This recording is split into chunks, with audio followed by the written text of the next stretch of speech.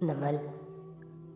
नया घर किसी ने नहीं देखा था, ना फारिस ने दिखाने की पेशकश की थी। वो बस यही कहे जा रहा था कि जुमे को हमने शिफ्ट होना है। नेक्सी गोया बिखरी पड़ी थी, हर तरफ गद्दे, कार्टन, बैग्स, सामान के ढेर। नुसरत, हुनैन, हसीना, जुमर सब कामों में लगे थे। हुनैन ने पैकिंग से पहले अपने दोस्त गूगल भाईजान से चुपके से बात कर ली थी और अब बड़े ही सियाने अंदाज में लाउंज के फर्श पे बैठी गद्दे के कार्टन को टेप से बंद करती कह रही थी, हसीना, नाजुक क्रॉकरी को बेडशीट्स में लपेटकर कॉटन में रखो, कप्स को साफ जराबों में लपेटो, एक तीर से दो शिकार और एक जैसी चीज़ें एक साथ रखो। हर कार्टन के ऊपर उसका टैग लगाना कि उसमें क्या है। और सुनो, ये टैग हमने कार्टन के ऊपर की तरफ नहीं लगाना, साइड पे लगाने हैं। वो क्यों है नैनबाजी? क्योंकि जब शिफ्टिंग होती है तो कार्टन एक दूसरे के ऊपर रख के ढेर लगा दिया जाता है। अब टैग पढ़ने के लिए हम कार्टन हटा हटा कर तो नहीं देखेंगे ना, इसलिए साइड पर टैग लगा हो तो हम आसानी से पढ़ लेंगे और सिर्फ वही कार्टन निकालेंगे। और हसीना वाकई उससे मुतासिर हो रही थी। हुनैन का खबरनामा अभी जारी था। हर शख्स अपना एक छोटा बैग बनाएगा जिसमें उसका टूथब्रश, तौलिया, एक जोड़ा वगैरह होंगे। वहाँ जाकर इतने थके होंगे कि हम कहाँ पूरा सामान खोलकर चीज़ें ढूंढेंगे। सो पहले दिन रात का अलग सामान सबके पास होना चाहिए, वो ऊंची आवाज़ में कह रही थी। नुसरत बर्तन पैक करते हुए बार बार उसे एक बोरी से नवाजती और तंज करती। शुक्र है तुम्हें भी कुछ पता चल गया है। ये अलग बात है कि अंदर से वो बहुत खुश थी, लेकिन अभी मोम की वो किस्म पैदा नहीं हुई जो गैर शादीशुदा बेटियों की तारीफ हर वक्त उनके मुंह पे करे। और हुनैन ने पहली दफ़ा महसूस किया था कि उसे इस घर को छोड़ने का गम हाशिम की हमसायकी छोड़ने से ज़्यादा था। इतना दिल लगाकर इस घर को साफ किया था, अब छोड़ दे मामू भी ना। एक शिकवाकुना नज़र ऊपर डाली जहाँ से फारिस सीढ़ियाँ उतरता आ रहा था, मुंह में कुछ चबाते हुए। वो स्वेटर और जीन में मलबूस तैयार लग रहा था। सुमर जो सोफे पर बैठी एक कार्टन पैक कर रही थी, नज़र उठाकर पहले उसे देखा और फिर हसीना को ज़रा सा इशारा किया, चाय। वो मैं अपनी मुमानी के साथ पीऊँगा, मुस्कुराकर कहता बाहर निकल गया। जुमर ज़रा सी चौंकी, ये मिसेस करतार के पास क्यों जा रहा है? शायद वो ज़रा ऊंचा सोच गई थी, इसीलिए साथ व्हील चेयर पर बैठे बड़े अब्बा हल्का सा बोले, वो उनके साथ इस घर को बेचने की डील करने जा रहा है। सुमर और खुद हना भी बेइख्तियार मुड़कर उन्हें देखने लगी। आपको कैसे पता? तुम्हारे ख्याल में वो और किसको बेचेगा घर? और वो मिसेस कारदार के साथ सुबह की चाय क्यों पिएगा? उनके अंदाज में खफगी थी। सुमर खामोशी से उठी और उनका कोट और मफलर लाई। टोपी वो ओढ़े हुए थे, उसने उनको कोट पहनाया, मफलर पहनाया और व्हील चेयर बाहर ले आई। हमें बात करनी है अब्बा, सो वॉक पे चलते हैं। मैं वॉक करूँगी और आप बात। जवाहरात डाइनिंग हॉल से निकल रही थी और अहमद को हिदायत दे रही थी। जब उसने देखा जेबों में हाथ डाले फारिस मुस्कुरा कर चला आ रहा है और वो ऐसे कब मुस्कुराता था। आमिर को उसने दूर से ही हाथ हिला दिया था। उसने भी सर के खम से जवाब दिया और अंदर चला गया। जवाहरात आगे आई और बहुत प्यार से फारिस कहते हुए उसे गले से लगाया और फिर उसके कोने में बाजू डाले उसे लिए चलने लगी। मुझे देखकर कितनी खुशी हुई है आप। मेरी आंखें भर आईं। वो हल्का सा हंसती जब दोनों उसकी खिड़की के साथ तिरछी रखी दो कुर्सियों पर बैठ गए तो जवाहरात मुस्कुराकर मुखातिब हुई, अगर तो तुम अपनी बीवी के बारे में मुझसे बात करने आए हो तो मैं ये टैक्सी बेचना चाहता हूँ, खरीदेंगी? जवाहरात लम्हे भर को बिल्कुल शॉक्ड हो गई, फिर जल्दी से सीधी हुई, मगर क्यों? पैसे चाहिए हैं। वो 2 दफ़ा नौकरी से निकाला गया है, अब कोई तैयार नहीं है मुझे जॉब देने के लिए। कारोबार शुरू करना चाहता हूँ, शायद कराची चला जाऊँ, शायद मुल्क से बाहर। आप बताइए कितने में खरीदेंगी? और जवाहरात की आंखें चमक उठी। वो उनकी ज़िंदगियों से जा रहा था, दूर, बहुत दूर। और वो घर जो उसकी ज़िद था वो अब उसको मिलने वाला था, मार्केट प्राइस पे। नहीं आंटी, मार्केट प्राइस से 10% ज़्यादा। बिल्कुल नहीं फारिस। वो नहवत से पीछे होकर बैठी तो बोली, मार्केट प्राइस पहले ही बहुत ज़्यादा है, इसलिए ऊपर कोई नहीं खरीदेगा। वो हल्का सा मुस्कुराया, मार्केट प्राइस से 20% ज़्यादा। जवाहरात के अब्रू इस्तेजाब से उठे, फारिस इतनी कीमत नहीं है उस जगह की, 30% ज़्यादा। वो जितना एहतजाज करती वो इतनी कीमत बढ़ाता जाता। जवाहरात ने खफगी से उसे देखा, सारी खुश हल्की अनका हुई। और अगर मैं खरीदूँ ही ना, हमारे 4 दीवारी के अंदर की इमारत तुम किसी को तो नहीं बेच सकते?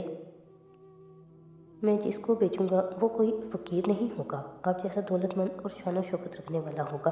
आपका कोई दुश्मन भी हो सकता है और दुश्मनों की जायदाद के तनाज़ात शुरू करने में बहुत मज़ा आता है। वो मुझसे दुगनी कीमत में ख़रीदने को तैयार हो जाएंगे। सो मार्केट प्राइस से 30% ज़्यादा मिसेस कारदार। उसका हतमी अंदाज था। वो चंद लम्हे चुप बैठी रही, उसे घूरती रही। ये घर तो वो दुगनी कीमत पर भी खरीदने को तैयार थी। सो हाथ मुसाफे के लिए बढ़ाया, 25% ज़्यादा, और ये फाइनल बात है। अब बढ़ाकर मुझे गुस्सा मत दिलाना। कॉन्ट्रैक्ट बनवाएं और मुझे दें, और आज रात तक मेरे अकाउंट में सारी रकम ट्रांसफ़र करा दें। ये घर आपका है। अब हाथ मिलाए बगैर वो उठ खड़ा हुआ और दरवाजे की तरफ बढ़ गया। न उसने चाय मांगी, न जवाहरात ने पिलाई। दूर धुंधलके में फारिस ने देखा कि जुमर अब्बा की व्हील चेयर धकेलती जाती दिखाई दे रही थी। वो यहाँ से उनकी गुफ्तगू नहीं सुन सकता था, लेकिन अगर तुम धुंध को चीरते हुए उन तक पहुँचो तो देख सकते हो कि जुमर के व्हीलचेयर पकड़े हाथ जम रहे थे, नाक भी गुलाबी पड़ रही थी, टोपी से निकलकर कंधों पे गिरे घुंघराले बाल हवा में उड़ रहे थे। वॉक का आइडिया बहुत बुरा था अब्बा, मैं बर्फ़ हो रही हूँ। तुम अरसा पहले बर्फ़ हो गई थी, शायद तुम्हें खुद भी अंदाज़ा नहीं है। वो खफा थे।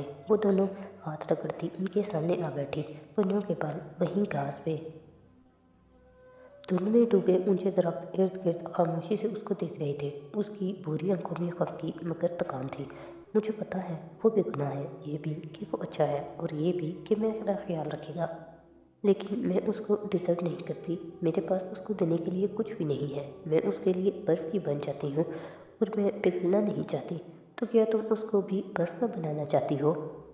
और इस फैसले में तो वो ठंड में भी अंदर तक जल गई। अब्बा, शिकायत सी उभरी हुई भूरी आंखों में, तुम शादी के लिए भी ऐसी हो गई थी। तुम हर वक्त जमा तफरी करती रहती हो, खुद से बातें फर्ज करके उनको जहन में बढ़ा चढ़ा देती हो, लेकिन सच्ची मोहब्बत से किए गए काम जमे हुए दिल को पिघला देते हैं। और कुछ लोग इस काबिल होते हैं कि उनके लिए पिघला जाए। हुनैन को अभी उम्मीद थी कि उस फ्लैश में रखी फ्रोज़न से शायद हाशिम की फाइल से निकल आए। सो जिस वक्त वो पैकिंग न कर रही होती, ऊंची आवाज़ में वोल्फ के साथ गुनगुना रही होती। अपा भी सारा दिन वही सुनते थे, इसीलिए बिगड़ते जा रहे थे। मगर कैसे पिघलूँ मैं? उसने हार मान ली थी। निगाहें दूर नेक्सी की तरफ जाते फारिस पे जमी थे, जो धुंध में धुंधला नजर आ रहा था। ये फ्रीज़र कैसे पिघलाया जाता है? कैसे उसका स्विच निकाल दिया जाता है? उसकी पुरानी ज़िंदगी से सारा राब्ता मुनक़ता कर दिया जाता है, ताकि उसको माजी की तवानाई, पुरानी यादें कुछ भी न मिल सके। और फिर उसका दरवाज़ा खोल दिया जाता है। मोहब्बत खुला दरवाज़ा होती है जुमर। ताज़ा हवा को आने दो, दरवाज़ा खोल दो। उसने ये और ये किया, मैंने ये किया, ये सब कुछ भूल कर चंद लम्हों के लिए फिर सारी बर्फ़ खुद पिघल जाएगी। वो सुनती रही, फिर दुकान से मुस्कुराई और उठ खड़ी हुई। अब्बा की बात मुकम्मल हुई और उसकी वापसी का सफ़र खामोशी से कटा। अब्बा ने फिर कुछ नहीं कहा। वो कहकर छोड़ दिया करते थे, पीछे पड़ जाना और बार बार दोहराना औलाद को ढीठ बनाता है, और अब्बा ऐसा नहीं करते थे। अगली सुबह फारिस काजी ने कारदार एंड सन्स के हेड ऑफिस में हाशिम और जवाहरात की मौजूदगी में साइन किए। उठकर उनसे बारी बारी हाथ मिलाया और चंद मसनूई मुबारकबादें दी और नेक तमन्नाएं सुनकर वो वापस वहाँ से चला आया। उसके जाने के बाद जवाहरात ने हाशिम को देखा। वो कराची जाने की बात कर रहा था। क्या वाकई वो हमारी ज़िंदगी से चला जाएगा हाशिम? अब मूव ऑन करने का वक्त है मम्मी। माजी को माजी में छोड़कर नई ज़िंदगी शुरू करने का वक्त है। उसको उसकी ज़िंदगी शुरू करने दे। जेल ने उसे सारे सबक सिखा दिए हैं। अब वो इंतकाम और इंसाफ के चक्रों से दूर रहेगा। वो काफ़ी मुतमईन लग रहा था। मेज़ पे इनेक्सी की चाबी रखी थी, जो गुडविल जेस्चर के तौर पे वो इधर छोड़ आया था। ये इनेक्सी उनकी ज़िद थी, और वो औरंगज़ेब करदार की वजह से इतने साल खामोश रहे थे, फिर बुरे भी नहीं बनना चाहते थे, और अब वो इनकी झोली में आ गिरी थी। क्या शानदार आगाज़ था नई ज़िंदगी का। पराहरा पे जाने की तैयारी करें मम्मी, वो सुकून से बोला था। शेरू और शादी के मामले में जहन से हटाकर वो पराहरा इंजॉय करना चाहता था। श्रीलंका में 3 बड़े पराहरा परेड होते थे। तीनों पोया यानी माह कामिल पूरे चांद की रातों को होते थे। पहला जनवरी में होता था, दूसरा फरवरी और तीसरा जुलाई में। पिचारी और हाथियों का लश्कर मंदिर से शुरू होता और शहर की मुख्तलिफ गलियों का चक्कर काटकर अपनी मंजिल तक पहुंचता था। पूरा शहर और पूरी दुनिया से लोग आकर فٹ پاتھ پہ گھنٹوں کھڑے ہو کر پریڈ کی ان کی گلی تک پہنچنے کا انتظار کرتے تھے اور پھر اس کو گزرتے دیکھتے تھے۔ کاردار کولمبو کا ایک پرہارا دیکھتے تھے۔ شہرین پہلے ساتھ جاتی تھی لیکن اب ہاشم اس کو نہیں لے جا رہا تھا۔ شیرو سے اس نے پوچھا تک نہیں، سونے کی جان تھی ان ہاتھیوں میں، وہ اس کو لے جا رہا تھا۔ جواہرات اس کے ساتھ تھی اور وہ مطمئن تھا۔ ماہ کامل کی رات سے 2 روز پہلے گارڈز سعدی اور خاور کو ان کے کمروں سے نکال کر لائے اور ایک تیسرے کمرے کے دھاتی دروازے کھولے جو صرف بجلی سے کھلتے تھے اور ان کو اندر دھکیلا۔ وہ اس کمپاؤنڈ کا میکسم سیکیورٹی روم تھا۔ اندر 2 لوہے کے پلنگ رکھے تھے۔ بہت جلد تم لوگوں کو اس جگہ سے منتقل کیا جا رہا ہے، تب تک تم ادھر رہو گے، حیران سے سعدی کو بتایا گیا تو وہ فوراً خاموش کھڑی میری کو دیکھنے لگا جسے بہت شاکڈ ہوا تھا۔ تم نے بتا دیا ان کو؟ میری نے نگاہیں جھکا دیں۔ خاور نے غصے سے سعدی کو دیکھا۔ تم نے اسے کیوں بتایا؟ میں سمجھا وہ بھی جاننا چاہے گی۔ میری، تم نے ایسے کیوں کیا؟ تم ایسے کیسے کر سکتی ہو؟ وہ بے حد ہرٹ لگتا تھا۔ میری خاموشی سے باہر نکل گئی۔ اس نے اپنے کان کو لپیٹ لیا تھا۔ جب دروازے مکفل در مکفل ہوتے گئے اور وہ دونوں تنہا رہ گئے تو سعدی اس کی طرف گھوما۔ تمہیں یقین ہے ہماری باتیں ریکارڈ نہیں ہو رہی ہیں؟ کوئی بھی اپنی ذاتی جیل میں کیمرے ریکارڈ یا سرویلنس نہیں لگاتا سعدی۔ آپ کو کیا معلوم ڈی وی آر پہ بیٹھا گارڈ بک جائے اور وہ ویڈیوز جو آپ کے خلاف ڈیتھ وارنٹ ہے جا کر پولیس کو دے دے۔ پھر بھی مجھے چیک کرنے دو۔ خاور کام پہ لگ گیا۔ دیوار کو چھوڑ کر ٹٹول کر محسوس کیا، کونے چیک کیے، پھر پلنگ کھینچ کر چڑھا اور چھت کا معائنہ کرنے لگا۔ سو میری انجینئر نے وہی کیا جو میں نے کہا تھا۔ سعدی گہری سانس لے کر اپنے بیڈ کے کنارے بیٹھا۔ تمہیں اتنا یقین کیسے تھا کہ میری ان کو بتا دے گی؟